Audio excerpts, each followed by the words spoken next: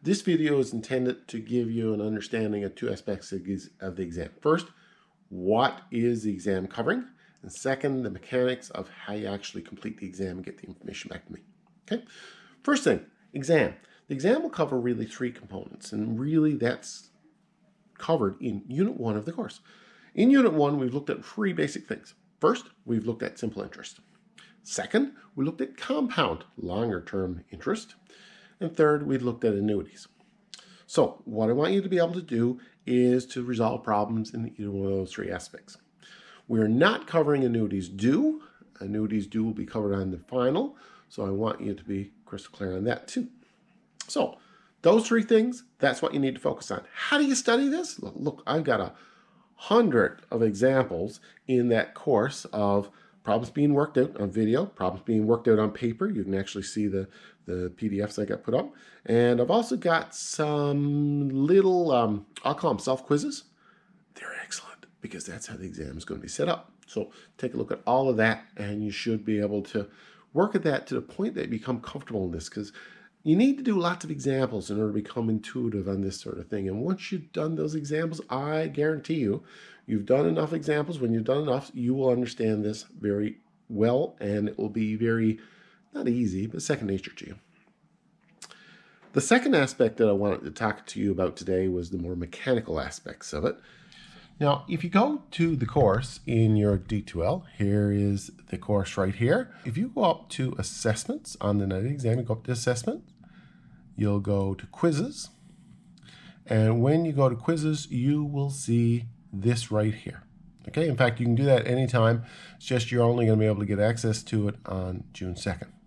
Once you click it, it will come up and it will show the exam, the header. And the exam itself is found in the description.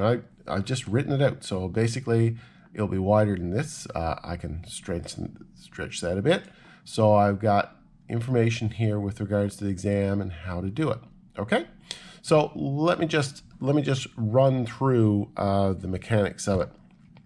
On the exam itself, it will say below you'll find 10 questions that make up the exam. At the end of each question, you will see the value of each question. So at the end of each question, I have its value in brackets. So, you know, it could be a value of 5, 10, or 15, but there are 10 questions there. Not all of them are equally weighted. That's the thing that you need to notice.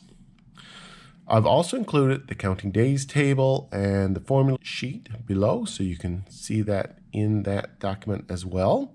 So what you need to do is to get some blank paper. So here, for example, I have some blank paper. Okay, so what I want you to do is to put your name on top of the blank paper and page 1. Okay, so that's how it's basically going to start. Page 1, and then I'm going to put question 1.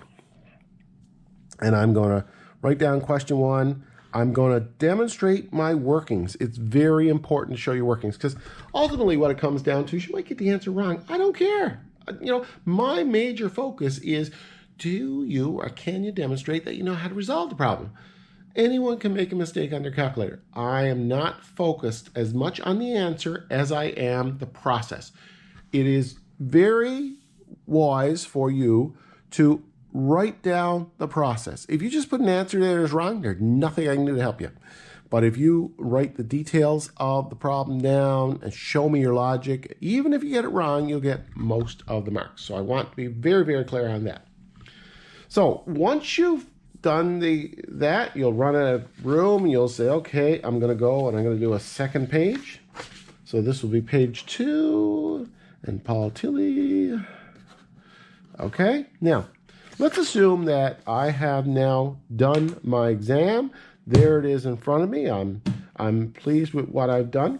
What I want you to do next is to order your papers like I've done here.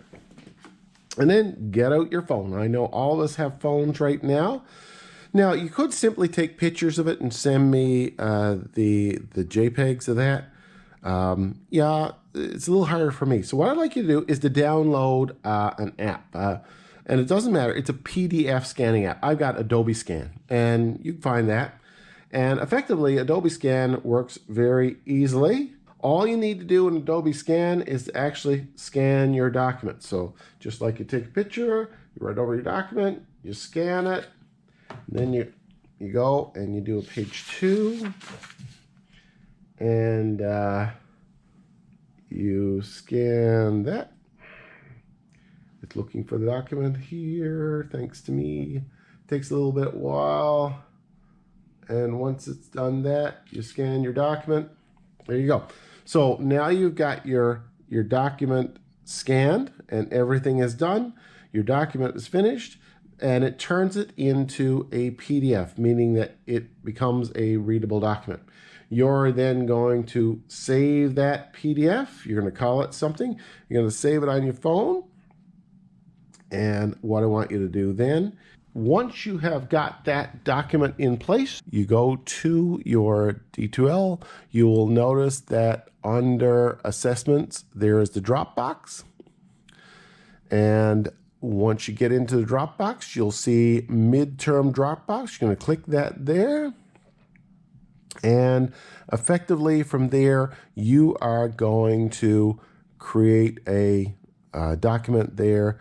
You're going to take that document, attach it to the file, and you'll post it into Dropbox. And that's really all there is to it.